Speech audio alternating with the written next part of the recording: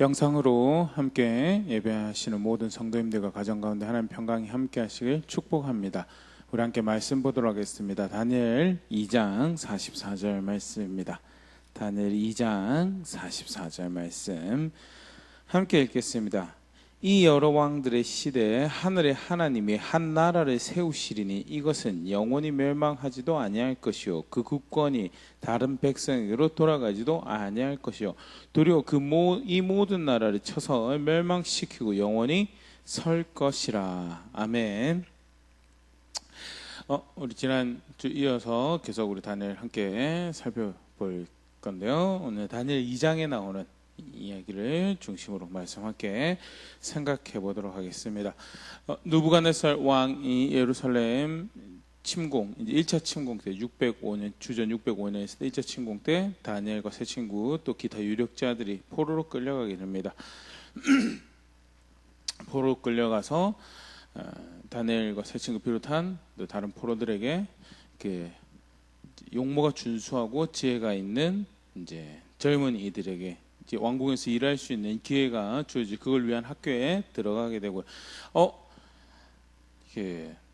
고위직에 고위 관료가 될 수 있는 기회가 주어졌으니 하나님 은혜의 기회가 아니겠는가라고 볼 수도 있지만요. 사실은 실상은 하나님 백성으로서 정체성을 지켜오고 살아가는 삶에 큰 위협이 되는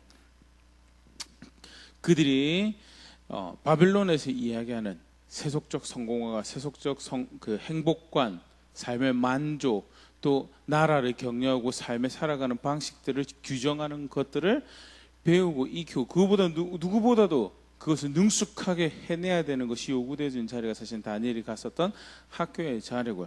더불어서 지난 시간에도 같이 함께 생각해보세요. 창세계명에 해당되는 이름이 바뀌는 하나님이 판단하신다라는 이름을 가졌던 다니엘이 벨이 그의 삶을 보호한다 또는 벨의 보호에 의해서 살아가는 존재다라는 이름으로 불려지게 되는 하나님 백성으로 정체성 위협받는 그런 상황에서 다니엘이 보여줬던 신앙이 비록 나라가 저렇게 이제 망하는 것만 이제 실제로 이제 나라가 딱 느부갓네살 왕의 손에 떨어지는 그것만 남겨진 상황, 그렇게 망해가는 상황이 있고 내 지금 처지도 이런 상황이지만 여전히 하나님이 내가 존중해야 될 왕이고 주가 되신다라는 것을, 그래서 그의 명령이 내 삶을 규정하는 가장 중요한 원칙이 된다라는 것을 실제로 삶에 이제 결단을 마음을 정하게 되지. 그리고 드러났던 고백이 왕이 이렇게 주는 음식으로 나를 더럽히지 않겠습니다라고 결단을 했던 거고, 그 결단 위에 하나님이 은혜를 베푸셔서 고기를 먹지 않고 이제 최대한 제단에 바쳐지는 음식이 아니라 또는 유대 율법을 따르는 이렇게 부정한 음식을 제한 채소의 그 식단을 가지고도 더 건강하고 혈색이 좋은 그런 이렇게 상태가 되는 것도 사실 은혜인데, 그거보다도 더하게 그렇게 하나님을 존중한 다니엘과 세 친구에게 하나님께서 은혜를 베푸셔서 높임을 받는 그런 자리에 가게 되는 것이 이제 우리 1장 그런 배경에서 이제 두 번째 오늘 2장은요.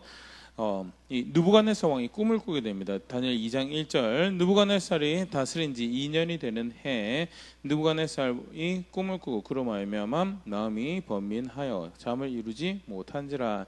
연도적으로 주전 603년 2년 정도로 학자들이 추정을 한대요. 느부갓네살 왕이 하루는 꿈을 꾸는데, 그런데 꿈으로 인해서 마음이 이제 꿈자가 뒤숭숭했던 거죠. 그래서 2절에 보면 박수와 술객과 점쟁이와 갈대와 술사를 불러서 이제 어중이 떠중이가 아니죠. 왕의 수도에서 왕궁 가까이 왕을 가까이 하면서 나름 더 쉽게 말해서 바벨론 전체에서 가장 영적이다라고, 또 영적인 조언을 왕에게 해줄 수 있다라고, 별을 보고 답을 해줄 수 있고 영과의 대화를 통해서 왕에게 조언을 해줄 수 있다라는 그런 사람들이죠. 나름 이제 지혜자라고 하는 사람들인데요. 왕의 부름을 받고 왕 앞에 갑니다. 3절 왕이 그들에게 이르되 내가 꿈을 꾸고 그 꿈을 알고자 하여 마음이 범인하도다. 내가 꿈을 꿨는데 꿈자리가 뒤숭숭하구나. 4절 갈대아 술사들이 아람 말로 왕에게 이르되 왕이여 만수무강하옵소서. 참고로 이제 여기 2장 4절부터 이제 아람어로 다니엘이 기록되어 있습니다. 6장까지.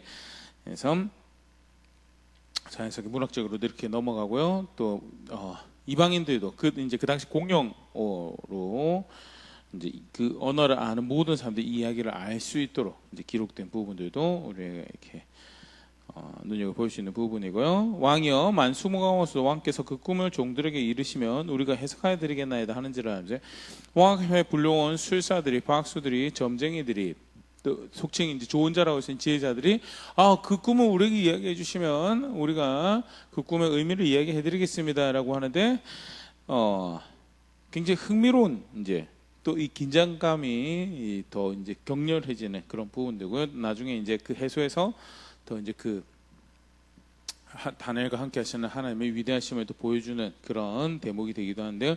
5절에 왕이 갈대인들에게 대답하여 이르되 내가 명령을 내렸나니 너희가 만일 꿈과 그 해석을 내게 알게 하지 아니하면 너희 몸을 쪼갤 것이며 너희 집을 거름덩이로 만들 것이요 너희가 만일 꿈과 그 해석을 보이면 너희가 선물과 상과 큰 영광을 내게서 얻으리라. 그런즉 꿈과 그 해석을 내게 보이라 하니 술사들이 꿈을 우리에게 이야기해 주시면 우리가 해석을 드리겠습니다라고 하는데 무슨 마음인지는 잘 모르겠습니다. 뭐 학자 이제 다 추정이 사실 구체적으로 이야기를 하고 있지 않지만요.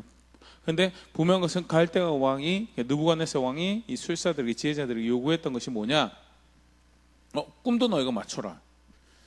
꿈과 해석을 나에게 달라라고. 너희가 그것을 두 개 다 이야기해 주면 내가 너에게 그만한 상급을 내릴 거지만 아니면 내가 너희를 죽일 것이고 내가 너희만 죽이는 것이 아니고 너희 집도 내가 거름더미를 만들어 버리겠다라는 그런 무시무시한 이야기를 하게 되죠. 학자들이 추정을 합니다. 실제로 그 킹제임스 버전 번역했던 학자들은 왕이 꿈을 잊어버려서 이렇게 이야기를 했다라고 해석을 하고요. 그래서 번역을 forget이라는 단어를 사용을 하기도 하는데요. 요즘은 이제 forget보다는 이제 왕에게 아첨 영적인 이야기를 하기보다는 왕의 비위를 맞추고 기분을 좋게 하고 아첨하는 이들의 허황된 거짓말을 분별해내기 위해서 정말 네가 출중한 능력을 출중한 지혜를 가지고 그렇게 영적인 것을 이야기할 수 있는 능력을 가지고 있다면 꿈도 해석도 나에게 다 달라라는 그런 뉘앙스로 해석하는 그런 이제 것이 이해하는 것이 이제 더 느부갓네살 왕이 꿈을 잊어버렸던 것은 아니다라고 이해하는 것이 이제 학자들 이야기이기도 한데요. 분명한 것은 이제 본문에서 왕이 꿈과 해석 두 개 다 요구하는 거죠. 2장 7절 계속 보면요. 이 술사들이 그들이 다시 대답하여 원하건대 왕은 꿈을 종들에게 이루소서. 그래야하면 우리가 해석하여 드리겠네요. 꿈은 우리에게 이야기해 주셔야지 우리가 해드릴 수 있는데요. 8절 왕이 강경합니다. 내가 명령을 내렸는데 너희가 그 말을 다시 나에게 하는 것은 시간을 너희가 할 수 없는 일인데 시간을 지연하려고 하는 거구나. 실제로 사실 학자들 이 왕의 표현에서도 그렇지만 이제 꿈이라는 것이 지나가 버리고 나면 이제 왕의 관심이 또 다른 데 가게 되면 이제 이 일에 대해서는 잊혀질 것이고 사실 누가 꾼 꿈을 맞춘다라는 것은 불가능한 그런 과거에도 그렇지만 지금도 그렇고 불가능한 일이죠. 그런데 뭐 꿈을 이야기해주면 대충 이런저런 의미 갖다 붙여서 해석을 하는 거는 하는 거지만 꿈 자체를 맞춘다는 것은 불가능한 일이고 그래서 이 왕의 불가능한 요구 앞에서 속칭 이 지혜자 또는 영적인 사람들 술사 뭐 별을 보고 미래를 이야기할 수 있다는 사람들이 적어도 꿈을 이야기해야지 이렇게 이야기할 수 있지 않겠습니까? 라고 이야기하면서 시간을 끌려고 했던 그런 정황이 있고요. 왕이 9절에 너희가 만약 이 꿈을 내게 알게 하지 않으면 너희를 처치할 법이 오직 하나이니 이는 너희가 거짓말과 망령된 말을 내 앞에서 꾸며 말하여 때가 변하기를 기다리라 함이라. 좀 전에 설명됐던 그 부분이죠. 때가 지나가면 잊혀질 것이다는. 이제 그 꿈을 내게 알게 하라. 그리하면 너희가 그 해석도 보일 줄 내가 알리라 하더라. 그래서 꿈을 맞추는 사람이 진짜 영적인 지혜를 나에게 이야기해 주고 그런 능력을 그런 지혜를 가지고 있는 존재를 내가 인정할 것, 그 해석을 내가 신뢰할 것이다 라는 그런 말로 볼 수 있죠. 10절 갈대아인들이 왕 앞에 대답하여 이르되 세상에는 왕의 그 일을 보일 자가 한 사람도 없으므로 어떤 크고 권력 있는 왕이라도 이런 것으로 박수에게나 수에게나 갈대아인들에게 물은 자가 없었나이다. 이전의 왕들도 사실 이런 걸로 물은 사람은 없었습니다라고. 사실 꿈을 어떻게 맞출 수 있겠습니까? 이런 일을 할 수 있는 사람은 세상에 존재하지 않습니다. 11절 왕께서 물으신 것은 어려운 일이라 육체와 함께 살지 아니하는 신들 외에는 왕 앞에 그것을 보일 자가 없나이다 한지라. 그것은 사람이 할 수 있는 일이 아닙니다. 신이나 할 수 있는 일이고, 그래서 우리에게는 그 답이 없습니다라는 것을 이렇게 표현을 하고 있죠. 12절 왕이 이로 말미암아 진노하고 통분하여 바벨론 모든 지혜자들을 죽이라 명령하니라. 여기 바벨론 모든 지혜자들은 실제로 바벨론 전 제국에 있는 지혜자들 다 죽이라는 의미보다는 이제 차출에 대해서 그 중에 영적이다, 그 중에 지혜 있다, 그 중에 실제 그들이 말해서 그 사회 안에서 나라 안에서 증명이, 지역 안에서 증명이 된, 그래서 왕의 좋은 자로 설 수 있다라고 가장 지혜롭다라고 일컬어진, 또 가장 영적이다라고 일컬어진 이들을 이제 죽이라라는 그런 명령으로 학자들이 이해를 하고요. 이제 근데 문제가 여기서 그냥 그 술사들의, 그 점쟁이들의 문제로 끝나지 않고요. 이제 왕의 좋은 자로 세워져 있던 다니엘과 세 친구도 이제 덩달아 지혜자로 좋은 자로 세워져 있었기 때문에 죽게 되는 일이 이제 발생을 합니다. 다니엘 2장 13절 18절 말씀 보면요, 왕의 명령이 내림에 지혜자들은 죽게 되었고 다니엘과 그의 친구도 죽이려고 찾았더라. 혹 이제 이 본문을 보면 그러면 다니엘도 점치고 별 보고 운세 이야기하고 죽은 영과 대화할 수 있다라고 그런 일을 했던 거냐? 아니, 그런 것보다는 그 외에도 이제 다른 좋은 자들이 있죠. 그래서 실제로 꿈 해석을 위해서 불려갔던 대상 중에서 다니엘이 들어가 있지 않았던 것을 보아서는 그런 그 사수를 행하는 그런 일을 했던 건 아닌 걸로 보이고요. 더더군다나 1장의 배경에서는 다니엘이 그런 것을 하지 않았을 것이라고 이해되어지고요. 그러나 왕의 좋은 자로 지혜 있다라고 하는 자 중에 명단에 들어가 있었기 때문에, 그런 고위 관료가 되어 있었기 때문에 죽이려고 이제 찾게 되는 일이 발생. 14절 그때 왕의 근위대장 아력이 바벨론 지혜자들을 죽이러 나가며 다니엘이 명철하고 슬기로운 말로 왕의 근위대장 아력에게 물어 이르되 왕의 명령이 어찌 그리 급하냐 하니 아력이 그 일을 다니엘에게 알림해. 왕의 근위대장이 왕의 명령을 수행하려고 나가는데 다니엘이 굉장히, 성경이 사실 구체적으로 표현하고 있어요. 명철하고 슬기로운 말로. 우리 1장 살펴보면서도 그랬지만요, 다니엘이 권위를 존중하고 질서를 존중하고 하는 것이 이제 두드러지게 묘사가 되어 있으면서 그 성품적인 부분에서도 또 실제로 경건한 신앙인의 모습이 얼마나 질서를 존중하는 자리에 있는 건가에 대해서도 사실 확인할 수 있는 그런 대목이 있었는데요.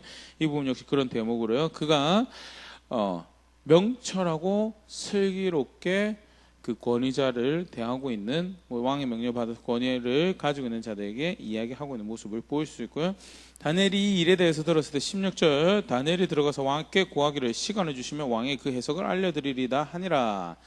이제 꿈을 해석하고 그 영적이다라고 대표적인 책임을 맡은 자리에 있는 사람은 안 했지만 저에게 시간 주시면 제가 이야기해드리겠습니다라고 해서 시간 좀 벌게 되죠. 17절 그리고 이에 다니엘이 자기 집으로 돌아가서 그 친구 하나냐와 미사엘과 아사랴에게 그 일을 알리고 하늘에 계신 하나님이 이 은밀한 일에 대해 불쌍히 여기사 다니엘과 친구들이 바벨론의 다른 지혜자들과 함께 죽임을 당하지 않게 하시기를 그들로 하여금 구하게 하니라.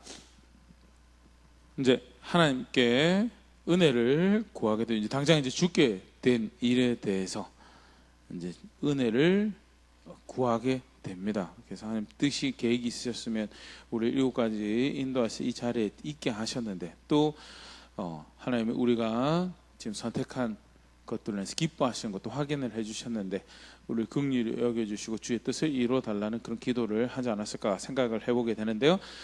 친구들과 함께 하나님의 은혜를 간절히 구하고, 왜? 그 일은 자기에게 가능한 일이 아니었고요. 그렇다고 해서 자기의 경험을 찾아보거나 또 뭐 옛 선배들의 귀를 기울이거나 그런 것보다도 분명히 성경에 표현되어 있는 것이 하나님께 은혜를 구하였다라는 것이 다니엘의 모습, 중요한 모습으로 본문에 소개되어지고 있고요. 하나님께서 그 밤에 다니엘에게 환상으로 다니엘에게 꿈과 그 의미를 알리시죠. 예, 흥미로운 것은요, 바로 그 의미가 뭔지에 대해서 이렇게 이야기하고 있지 않습니다.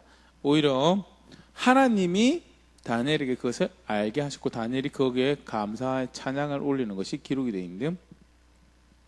그 이야기가 문제가 발생을 하죠. 문제가 발생을 했고 문제 앞에 큰 위기에 봉착한 다니엘과 세 친구가 하나님께 기도를 할 때 하나님께서 의미를 가르쳐 주셨는데 성경 본문은 그 뜻과 의미를 바로 딱 기록을 하고 있는 거예요. 그걸 그 뜻과 의미가 포커스라기보다는 사실 이 문제 해결의 포커스가 지금 어디 있느냐라는 것을 이야기할 때 다니엘의 찬양을 받으시는 하나님이 결국 그 일을 하시고 계시다라는 것을 구조 안에서 보여주고 있죠. 2장 19절 이 의미란 것이 밤에 환상으로 다니엘에게 나타나 보이며 다니엘이 하늘에 계신 하나님을 찬송하니라 하면서요. 사실 이 다니엘의 찬양의 내용이 이 일을 행하시고 계신 하나님을 이 다니엘의 책 안에서 묘사하고 있는 중요한 주제, 하나님의 어떤 하나님이신가를 백성에게 알리시는 굉장히 중요한 주제 같은 그런 모습이고요. 이렇게 표현되어 있습니다. 20절부터요.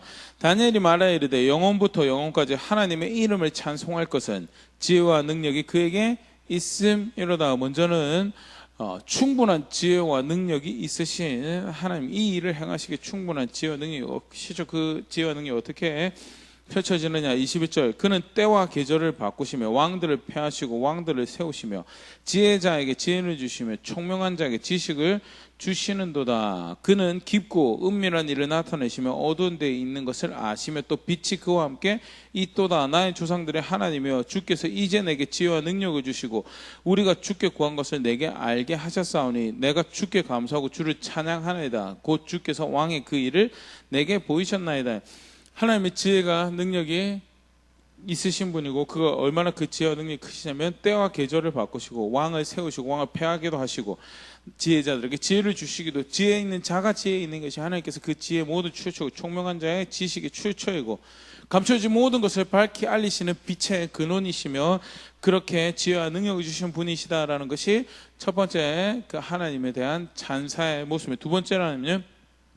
그 지혜와 능력을 그렇게 그 뜻하신 대로 이루실 수 있는 권위가 있으신 주권자 되시는 하나님, 이 다니엘 굉장히 중요한 다니엘을 통해서 나타내시는 하나님의 모습이죠. 그리고 다니엘을 읽는 모든 하나님 백성을 통해서 다시 알리시기 원하시는 누가 주권자냐, 상황과 사건의 주권자가 누구냐, 바로 그 여호와 하나님이 주권자시다라는 것이 다시 고백되어지죠. 그래서 지혜와 능력이 있는 것을 가지고 세상의 때를 결정하시고 시대를, 시기를, 계절을 결정하시고 나라의 운명을 결정하시고 나라가 서고 망하는 것까지도 결정하신 그가 바로 나에게 지혜와 능력을 주시는 이 여호와 하나님이십니다라는 것이 두 번째 다니엘이 그 꿈과 그 의미를 알았을 때 하나님을 찬양하는 모습이고요. 지혜와 능력의 하나님과 더불어 그 주권자 되신 하나님.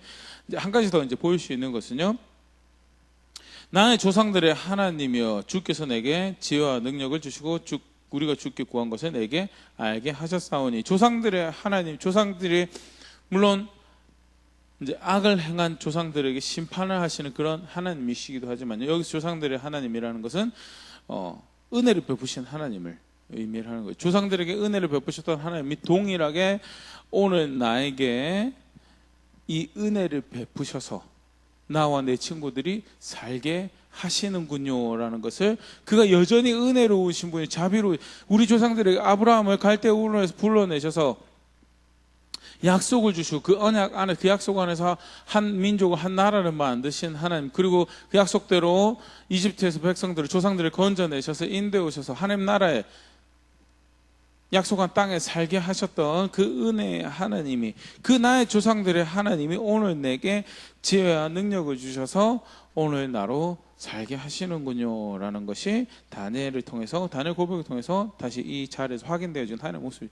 지혜와 능력이 부족함이 없으신, 충분하신, 모든 상황과 사건 지혜와 능력이 충분하신 하나님이시며 그 지혜와 능력을 그 주께 그 뜻하신 대로 펼쳐내실 권위가 있으신, 주권자이신, 다스리시는 하나님이신 거예요. 마지막으로 그가 자비로우신, 은혜로우신 분이시다라는 것. 사실 다니엘 통해서 반복적으로 계속 확인되어지는 모습이죠. 2장 안에 다시 그 하나님이 다니엘과 세 친구들을 돌보시더라. 그리고 그 하나님 앞에 신실한 하나님 백성을 살피시더라라는 것이 다시 소개되면서요. 이제 뜻을 알게 돼서 왕 앞에 서게 되죠. 다니엘 2장 24절에서 30절 말씀인데요. 이에 다니엘은 왕이 바벨론 지혜자들을 죽이라 명령한 아레옥에 가서 그에게 이같이 이르되 바벨론 지혜자들을 죽이지 말고 나를 왕의 앞으로 인도하라. 그리하면 내가 그 해석을 왕께 알려드리라 하니, 이 장면도 아까 잠깐 얘기 드렸던 것처럼요. 그 아레옥에게 뭐죠? 슬기롭게 다음에 명철하게 이야기했다는 표현과 더불어서 그가 내가 이 꿈의 비밀을 알았습니다라고 바로 자기 자신을 높이고 뭐 질서 다 초월해서 왕 앞에 바로 뛰어 들어가고 이렇게 했던, 물론 뭐 보기에는 이게 질서라서 그 왕궁 법규라서 그렇게 했습니다 이야기할 수 있지만, 성경에서 구체적으로 이렇게 기록을 하고 있는 것은요, 실제로 다니엘이 은혜 받은 자리에서 또 하나님이 자신의 편에 있다라는 자리에서도 분명하게 그 하나님께서 자기 두신 자리, 질서를 또는 그것을 존중하는 그런 모습을 볼 수 있는 대목이고, 성품적인 부분에서 굉장히 사실 아름다운 모습이죠. 그렇게 해서 아렐이 급히 이제 다니엘을 데리고 왕 앞에 가서 유다 자손 중에 이 꿈에 대해서 이야기할 수 있는 한 사람 찾았습니다 이야기하고, 26절에 왕이 다니엘에게 묻습니다. 네가 능히 나에게 알게 하겠느냐 하니까 굉장히 중요한 질문이죠. 다니엘이 네, 제가 그렇게 할 수 있습니다 라고 이야기하지 않습니다. 27절 다니엘이 왕 앞에 대답하여 이르되 왕이 물으신 바 은밀한 것은 지혜자나 출객이나 박수나 점쟁이가 능히 왕께 보일 수 없으며 오직 은밀한 것을 나타내시리는 하늘에 계신 하나님이시라. 그가 느부갓네살 왕에게 후일 될 일을 알게 하셨나이다. 왕의 꿈 곧 왕이 침상에서 머릿속으로 받은 환상은 이러하니이다 라면서 사람이 이야기해 줄 수 있는 것이 아닙니다. 왕이 물으시는 것은 지금 사람이 이야기해 줄 수 있는, 저라도 사실은 이제 그게 구체적으로 그 다음에 표현이 되는데요. 사람이 이야기해 29절에 왕이여 왕이 침상에서 장래일을 생각하실 때 은밀한 것을 나타내시는가 장래일에 대하여 왕에게 알게 하셨사오며 내게 이 은밀한 것을 나타내시면 내 지혜가 모든 사람보다 낫기 때문이 아니라 오직 그 해석을 왕에게 알려서 왕이 마음으로 생각하던 것을 왕에게 알려주려 하심이니이다.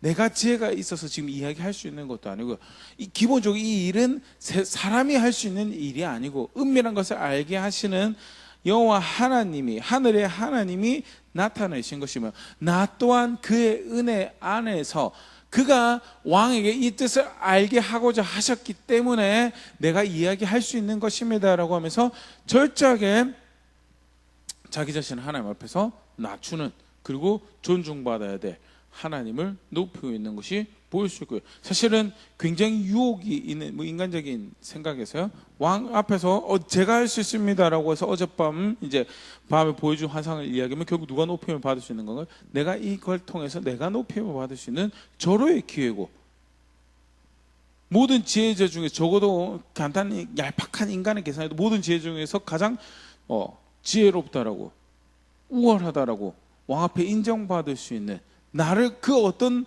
때보다 높일 수 있는 그런 기회인데 다니엘이 선택했던 거예요. 기본적으로 이제 사실 1장에서 이어져 오는 신앙의 모습이죠.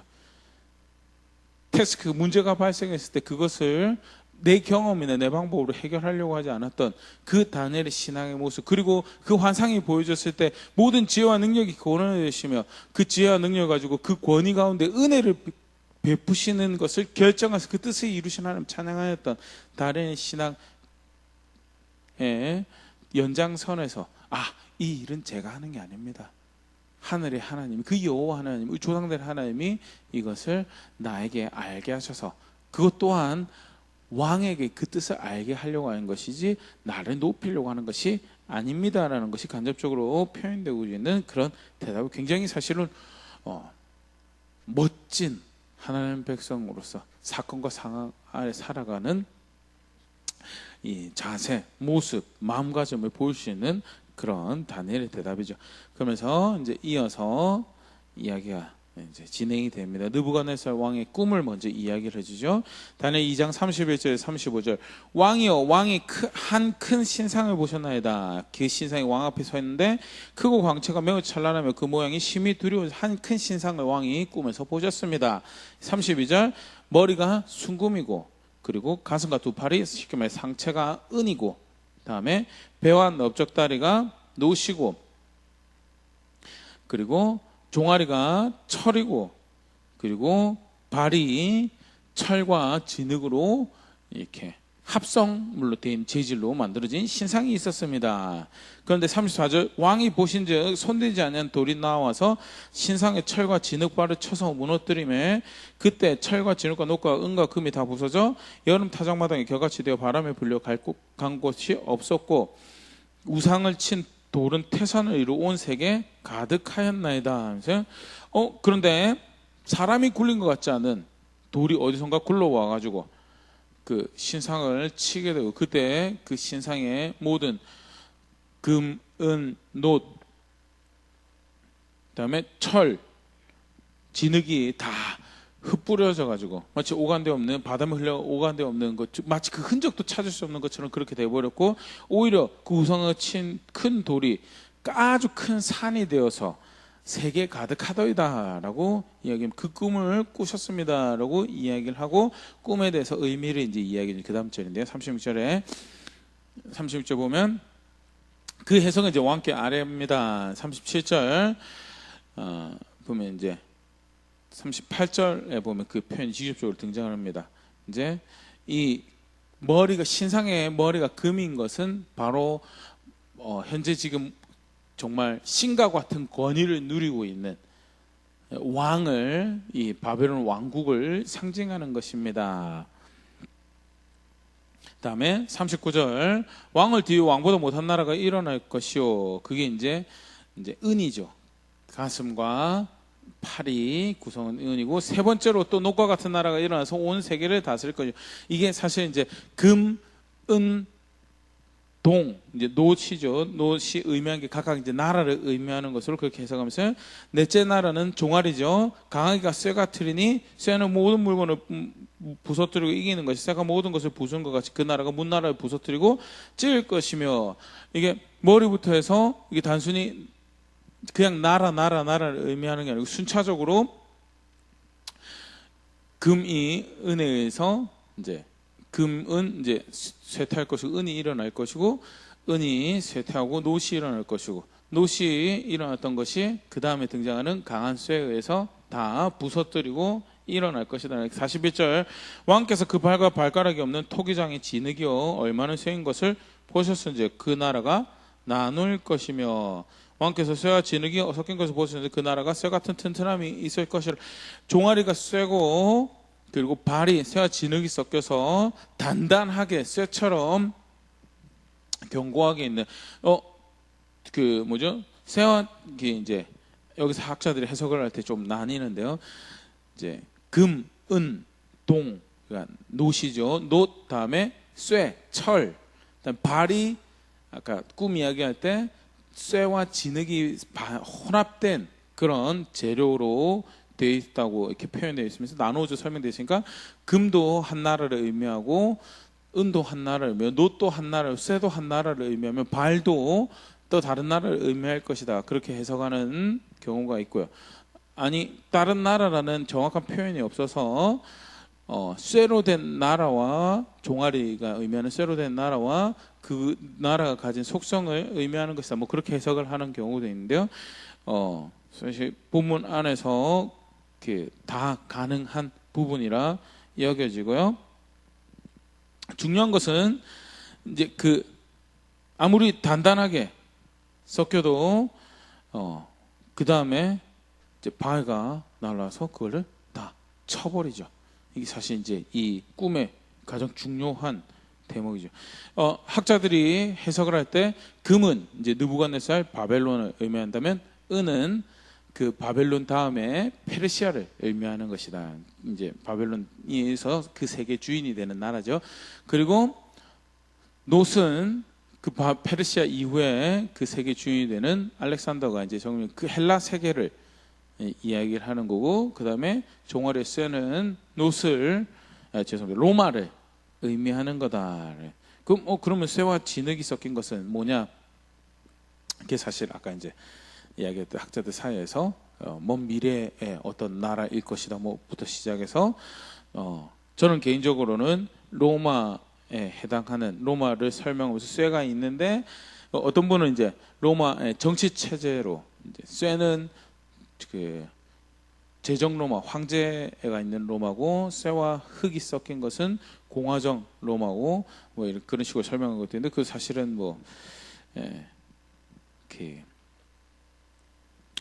이렇게 본문 안에서 그런 내용까지 보기에는 본문 지지를 그렇게 못 받는 그런 내용으로 보여지고, 43절을 보면 사실 이런 표현이 등장합니다. 왕께서 쇠와 진흙이 섞인 것을 보셨은지 그들이 다른 민족과 서로 섞일 것이나 그들이 피차에 합하지 아니함이 쇠와 진흙이 합하지 아니한 것 같으니, 쇠와 진흙이 합한다는 것이, 그러니까 종아리가 로마인데 쇠같이 강한 나라인데 발이 쇠와 진흙이 되어 있다는 것이, 쇠로 된 나라가 견고하게 서지 못하는 일종의 모습으로 하나 볼 수 있는 이제 모습으로 볼 수 있고요. 특별히 이 43절 보면 쇠와 진흙이 섞인 것이 다른 민족과 서로 섞인다라는 게, 로마가 사실은 뭐 사실 페르시아도 그렇고 그리스도 그렇고 로마도 그렇지만 로마가 굉장히 강한 나라였죠. 근데 이민족하고 융합을 하는 것이 그들 한 모습이었고, 결국 사실은 그랬던 이민족에 의해서 멸망당하게 된 게 로마의 모습이어서요. 그런 식으로 보면 사실 전체적으로 로마에 대한 그림으로 보일 수 있고, 다니엘이 했던 장차 벌어지리를 왕에게 이야기한 것입니다라고 할 때 우리가 이해하고 있는 역사 안에서도 자연스럽게 맞춰 들어갈 수 있는 것이 아닌가, 그렇게 생각이 되어지는데요. 아까도 얘기했던 중요한 것은 어떤 나라를 굳이 의미하는가에 대해서 이야기하는 것보다 포커스는 그 모든 세워진 나라, 나름 자기들의 평화를 구축하고 자기들의 통치를 구축했다는 나라들을 일거에 다 날려버릴, 사람이 보낸 것 같지 않은 하나님이 보내신 바위가 있죠. 그게 이제 이 꿈을 이해하는 굉장히 중심축이죠. 나라가 어떤 나라냐라고 분석하는 것보다도 더 중요한 게 사실은 포커스가 어디 있느냐를, 하나님, 그들이 아무리 잘났다고, 지금 느부갓네살 왕도 사실은 그 통치가 38절 39절 이렇게 표현돼요. 사람들과 37절 38절이네요. 느부갓네살 왕에서 여러 왕들의 왕이고 왕중왕이고 하늘의 하나님이 나라와 권세와 능력과 영광을 왕에게 주셨고, 사람들과 대짐승 공중의 새들과 어느 곳에 있는 것을 막론하고도 그것들이 왕의 손에 넘기사 다스리게 하셨다라고, 마치 세상의 주인이 바벨론인 것처럼 느부갓네살 왕인 것처럼 하는데, 또 그 다음에 세상의 주인이 페르시아인 것, 사실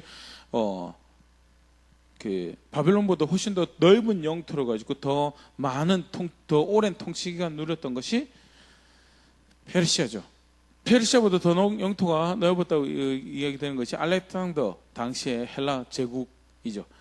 그리고 그 앞에 그 나라들 감히 비교할 수 없을 만큼 긴 통치 기간과 큰 나라를 구축했던 것이 로마. 아무리 그렇게 자기 통치, 자기 견고한 나라, 그들의 힘, 지혜 뭐 이런 거 해도 하나님이 돌멩이 하나 보내가지고 다 쓰러뜨려 버리시더라라는 거에 대해서 그러면서 하실 말씀이 오늘 읽었던 요절 말씀입니다. 이 여러 왕들의 시대에 하늘의 하나님이 한 나라를 세우시리니 이것은 영원히 망하지도 아니할 것이요 그 국권이 다른 백성에게로 돌아가지도 아니할 것이요 도리어 이 모든 나라를 쳐서 멸망시키고 영원히 살 것이라. 손대지 아니한 돌이 산에서 나와서 녹과 쇠와 녹과 진흙과 은과 금을 부서뜨린 것을 왕께서 보신 것은 크신 하나님이 장래일을 왕께 알게 하신 것이라. 이 꿈은 참되고 이 해석은 확실하니이다 하니.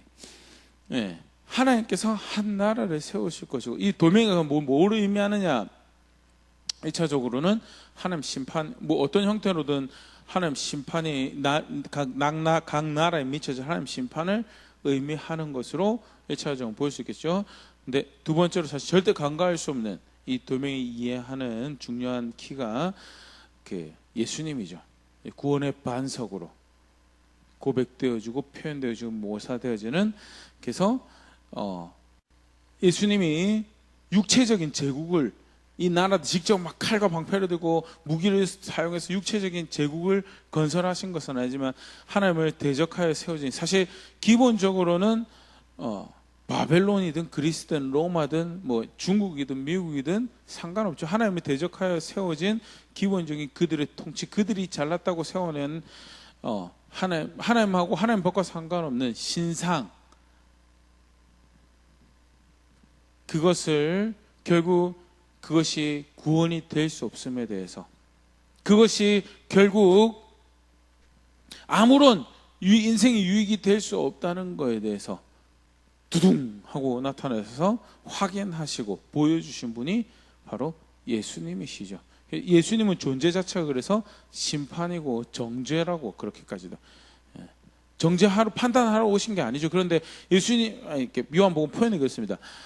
판단하러 오신 게 아니다라고 이야기하지만 예수님 존재 자체가 하나님 복음이고 하나님 나라를 세워가는 하나님의 구원의 섭리였기에, 그래서 그를 존중하고 아무리 자기가 세리와 창녀처럼 더럽더라도 그 하나님의 기준을 받아들이고 복음을 받아들이고 법을 받아들여서 제가 죄인입니다라고 그 하나님 섭리 앞에, 그 주권 앞에 엎드리면 그 빛에 동의해서 빛 가운데 나오면 빛에 속한 사람이 되는 건데, 빛에 속하고 하나님과 더 가깝다고 여겨지는 그런 사람들이 정작 그 빛과 동의하지 않고 어둠에 동의해서 살아가고 있으니까 예수님 존재 자체가 확연하게 예수님 영접으로 예수님께 나온 자는 빛에 속한 사람들이구나. 근데 그러지 않은 사람들은 어둠에 속한 사람들이라고 해서 심판이 발생을 하고 정죄가 발생을 하는 것이 예수님 존재였고요. 그게 이제 요한복음 3장의 이제 묘사죠. 그래서 구원의 반석이신, 쳐서 멸망시키고 한 나라를 세우시는 반석이신 예수님의 1차적인 의미로는 각 나라를 쓰러뜨리시는 하나님 심판, 주권적인 심판을 생각할 수 있는 표현. 두 번째로는 예수님과 예수님 통해서 세워지는 한 나라의, 실제로 사실 44절 표현이 그렇죠. 왕들의 시대에 하늘의 하나님의 한 나라를 세우시리니 이것은 영원히 멸망하지 아니할 것이요 그 국권이 다른 백성에게 돌아가지도 아니할 것이요 도리어 이 모든 백성을 이 모든 나라를 쳐서 멸망시키고 영원히 설 것이라. 영원한 모든 나라를 쳐서 멸망시키는 예수님 통해서 세워지는 하나님 나라고요. 더불어서 이제 그런 차원에서는 교회라고도 이야기를 하기도 합니다. 그러니까 교회가 막 칼을 들고 심판한다 그런 게 아니고요. 예수님의 한 몸의 지체로, 그 한 예수님의 몸으로 그 하나님 나라를 펼쳐가는 그 일을 하고 있기. 물론 간판만 교회인 교회도 있죠. 그런 거 말고 진짜 그 큰 몸에 속해 있는 그 교회를 통해 하나님 영이 역사하신 교회를 통해서 하나님 나라를 세워가시는 하나님께 앞에서는 이 돌이 예수 그리스도를 머리 삼고 예수 그리스도를 반석 삼고 하나님 나라를 살아가는 공동체 교회를 의미하는 것으로도 그렇게 이해를 하기도 합니다. 이제 근데 그거는 그런 이제 앞에 이야기 드렸던 기본적인 설정 가운데 교회고요. 예전에 십자군 전쟁처럼 교회가 칼을 들고 교회가 권력을 휘두르고 교회가 무기를 가지고 그렇게 심판하겠다는 그런 모습으로 교회가 또는 인간의 공동체 조직체가 권력의 축이 될 거다라는 그런 의미는 절대 아니고요. 하나님 심판 반석이신 예수님 그 전개 위에 있는 교회를 의미하는 것을 그렇게 이해하셔야지 다른 오해에 빠지지 않을 거라 생각되어집니다. 각자들도 그런 의미에서 교회를 이야기를 하는 거고요. 장래에 벌어질 일에 대해서 다니엘이 그렇게 하나님께서 주신 것을 이야기를 하죠. 굉장히 흥미로운 반응이 그 다음에 나옵니다. 어떻게 보면 느부갓네살 입장에서는 딱 막 마냥 기분 좋을 그런 사실 이야기는 꿈과 해석은 아니었는데요. 그럼에도 불구하고 정확하게 그 꿈과 해석을 전달한 다니엘을 느부갓네살 왕이 높이죠. 2장 46절 이에 느부갓네살 왕이 엎드려 다니엘에게 절하고 명하여 예물과 향품을 그에게 주게 하니라. 왕이 대답하여 다니엘에게 이르되 너의 하나님은 참으로 모든 신들의 신이요 모든 왕의 주제이시로다. 네가 능히 이 은밀한 것을 나타내었으니 너의 하나님은 또 은밀한 것을 나타내시는 이시로다. 왕이 이에 다니엘을 높여 귀한 것이나 선물을 많이 주며 그를 세워 바벨론 온 지방을 다스리게 하며 또 바벨론 모든 지혜자의 어른을 삼았으며 왕이 또 다니엘 요구대로 사드락과 메삭과 아벳노고를 세워 바벨론 지방의 일을 다스리게 하였고 다니엘은 왕궁에 있었더라.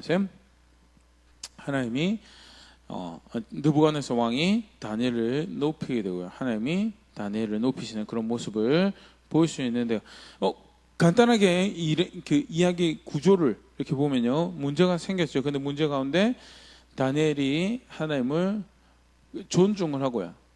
하나님께서 다니엘에게 답을 주시고, 그리고 그렇게 존중한 다니엘이 높임을 받게 되는 그런 일이 이제 2장의 내용인데요. 어떻게 보면 1장이랑 비슷한 그런 거죠. 근데 다시 분명히 확인을 하고 있죠. 하나님 존중한 자를 하나님께서 존중하신다는 것을 보여주면서 사실 그 한중간에 있었던 메시지가 뭐냐. 지금 1장 우리가 지난주에 살펴보면서 이야기 함께 나눴지만요. 정작 그 다윗의 나라는 망하는 중에 있고요. 그리고 다니엘이 지금 끌려온 장소는 이제 하나님 백성으로 더 이상 하나님 나라에 살지 못하는 포로로 끌려왔으면서 나라가 망해가는 것을 지금 눈으로 보고 귀로 듣고 있어야 될 그 상황에 살아가고 있는데, 근데 지금 뭐 하는 상황이냐면 하나님이 한 나라를 세워가고 있는 상황이다. 거절하고 반역한 저들에게는 합당한 심판을 내려서 그들을 멸망시키지만 이 또한 무슨 과정이냐?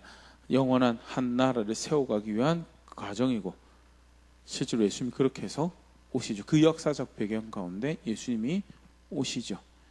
그리고 예수님을 통해서 한 나라를 지금 세워가고 있는 여정 가운데 우리가 살아가고 있고요. 그때 사실 앞에 아무런 소망이 보이지 않고 아무런 하나님이 따라갔을 때 그 끝에 진짜 만족이 있을까라는 그런 어떤 기미도 보이지 않고 있지만 그 하나님을 존중한 다니엘을 하나님께서 존중하시고 위로하시고 격려하시는 그런 일이 기록되어 있는 것이 오늘 말씀이에요. 구체적으로 그러면 하나님, 이 다니엘이 그 한 나라를 세워가신 하나님을 존중하는 모습이 무엇이었는가라고 할 때 우리 간단하게 장면 살펴봐. 첫 번째 보일 수 있었던 것이 하나님께 기도하는, 다른 데서 답을 찾는 게 아니고 하나님께 답을 구하는 그런 다니엘의 모습. 이것은 단순히 기도도 될 것이고 하나님 말씀을 의지하는 것도 여러 가지 모습들로 생각해 볼 수 있겠죠. 그런데 분명한 것은 다른 데 답이 없습니다. 다른 데 구원이 없습니다. 다른 데 소망이 없습니다. 하나님 저를 긍휼히 여기시고 우리를 긍휼히 여겨주시고 우리를 구원해 주세요. 알게 해주세요. 네. 그렇게 하나님을 의뢰하는 모습이 첫 번째 등장하는, 그 한 나라를 세워가시는 그 나라의 살 백성으로 하나님을 존중하는 신앙의 모습으로 소개되어지고 있는 것이 첫 번째, 하나님을 그렇게 의뢰했다라는 것이 본문에 소개되어진 모습이. 두 번째는요, 그 하나님 지혜를 신뢰했다는, 우리 꿈 내용을 살펴봤지만 아까 전에 그런 표현들은 느부갓네살 왕이 과연 이 꿈 내용을 기뻐했을까라고 생각이 들 만큼 사실은 왕의 마음을 흡족하게 할 만한, 그 왕의 귀에 달콤한 내용은 절대 아니었을, 마음을 기쁘게 할 만한 그런 달콤한 내용은 아니었던 것이. 그러나 다니엘이 뭘 이야기를 했냐면 이것을 물론 의뢰한 것도 하나님 신뢰한 거지만요, 이 내용에 대해서, 이 꿈과 내용에 대해서, 의미에 대해서 다니엘이 먼저 알았어요. 그럼 다니엘이 이 꿈의 내용이 왕을 기쁘게 할 것이다, 기쁘게 하지 않을 것이다 라는 것을 누구보다 먼저 알았을 사람인데도 이것을 당당하게 왕 앞에 가서 이야기했다는 것은 무엇보다도 지금 하나님의 지혜를, 이 꿈을 알게 하시고 꿈의 의미를 내게 주신 그 하나님의 지혜를 내가 신뢰합니다는, 이게 왕의 기분을 상하게 할 것이니 내가 왕 앞에서 조용히 하고 내가 나름대로 의미를 붙여서 이야기를 해야 됐다. 그게 절대 아니었죠. 느부갓네살 왕 앞에 가서 한 이야기가 왕은 쇠퇴하고 망하고 은이 일어날 것이고 은이 일어나서 죄송합니다. 다시 그 다음에 놋이 일어나서 은을 멸망시킬 것이고 다음에 쇠가 일어나서 놋을 멸망시키고 그 토대 그렇게 해서 왕국을 이끌어갈 그 견고한 나라를 이끌어갈 것처럼인데 하나님의 심판이 돌멩이가 굴러와가지고 그것이 다 바람에 흔적도 없이 날려가서 언제 그런 것이 있었는가도 확인도 안 되고 오직 그 바위가 태산처럼 온 세계에 가득하다라는 꿈을 이야기를 하고 있는데 다니엘은 그걸 그대로 무엇보다 뭘 볼 수 있냐 그것을 내 입술에 내 마음에 내 생각에 주신 하나님을 신뢰하는 그 하나님 말씀을 주신 말씀을 신뢰하고 있는 다니엘의 모습을 보여주는 게 두 번째 오늘 이 다니엘의 신앙의 모습으로 한 나라를 세워가신 하나님의 하나님을 신뢰하는 신앙의 모습으로 본문 가운데 우리 볼 수 있는 모습이고 세 번째로 마지막으로 볼 수 있는 게 하나님 계획과 그 말씀 앞에 스스로를 겸손하게 하는 다니엘의 모습을 보여줍니다. 아까 우리가 살펴본 본문에서는요 27절에서 30절에 등장을 했던 내용인데요. 지혜자나 술객이나 박수나 점쟁이나 사람이 그 어느 누가 영적이다라고 지혜롭다고 그리고 그런 경험이 그런 답변을 해본 적이 있다는 사람들이 이야기할 수 있는 게 아닙니다. 그거는 나 역시 마찬가지입니다. 오직 하나님만이 이 일을 하실 수 있으면 하나님이 답을 주신 것이며 그래서 내가 높임을 받아야 되는 그 일이 아닙니다. 지금 이 시간에는 그게 다니엘의 반응이었던 조금이라도 자기가 높임 받을 수 있는 기회가 된다면 그것이 진짜 그 박수가 갈채가 다른 사람에게 돌아가야 될 상황이다. 조금이라도 나를 높일 수 있으면 무대의 주역이 내가 되고 싶고 그 상황의 주역이 내가 되고 싶은 것이 그리고 그것이 성공이다라고 가르치고 있는 것이 우리가 살고 있는 동시대의 문화죠. 자기 이름을 위해서 살아가고요. 자기 명성을 위해서 살아가고 그렇게 자기 기분을 만족시킬 수 있는 것을 위해서 살아 아니다. 내 지혜가 아닙니다. 내 계획이 아니고 내 말이 아닙니다. 오직 하나님의 계획, 그가 그 꿈을 주셨고 그가 그 꿈의 의미가 이것이라고 나에게 주신 것을 내가 왕에게 이야기하는 것일 뿐입니다. 나 역시 전달자일 뿐이지 내가 이런 지혜가 있어서 능력이 있어서 내가 충분히 영적이라서 이런 것을 할 수 있는 것이 아닙니다라는 고백이요. 얼마나 하나님 앞에 스스로를 겸손하게 하고 있는 그런 자세를 가지고 있는지 그런 마음을 그런 그 삶의 태도를 가지고 있는지를 보일 수 있는 다니엘의 고백이고요. 하나님 그리고 그 계획 그 말씀 앞에 스스로를 겸손하게 하는 것이 영원한 한 나라를 세워가시는 그 하나님을 신뢰하고 그를 의뢰하는 구체적인 신앙의 모습인 것을 다시 한번 더 분명히 보일 수 있는 그런 대목인데요. 굉장히 사실은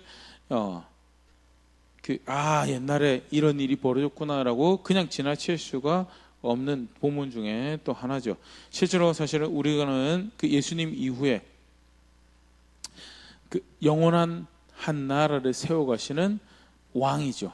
메시아 예수님이 오시고 난 이후에 그 영원한 나라의 완성을 기대고 마지막 때를 살아가고 있는 우리에게 그 영원한 나라의 완성을 눈앞에 두고 있는 시대를 그게 우리 세대일 수도 있고 우리 다음 세대도 있지만 분명하게 성경에서 이야기하고 있는 것은 임박한 예수님 오시고 이제 그 나라를 완성할 것은 눈앞에 목전을 두고 있는 시대에 살아가고 있다는 것이 성경에서 가르치는 우리의 시대고요. 더더군다나 다니엘이 보여줬던 신앙이 그래서 그 왕을 그 하나님 그 주인을 존중하는 신앙의 모습이 우리의 그 구원을 알고 그 하나님을 알고 그 나라를 완성해 가시는 하나님을 안다라고 할 때 우리의 삶에서 발견되어지는 신앙의 모습이다라는 거예요. 그렇게 말씀 다시 볼 수 있으면 좋고 한번 돌아볼 수 있으면 좋을 것 같습니다. 구원이 어디에 있는지 또 우리가 어디로 향하고 있는지 말씀 가운데 너무 잘 아시리라 생각됩니다. 그 영원한 나라를 향한 여정을 지금 우리가 걸어가고 있는 삶을 살아가고 있죠.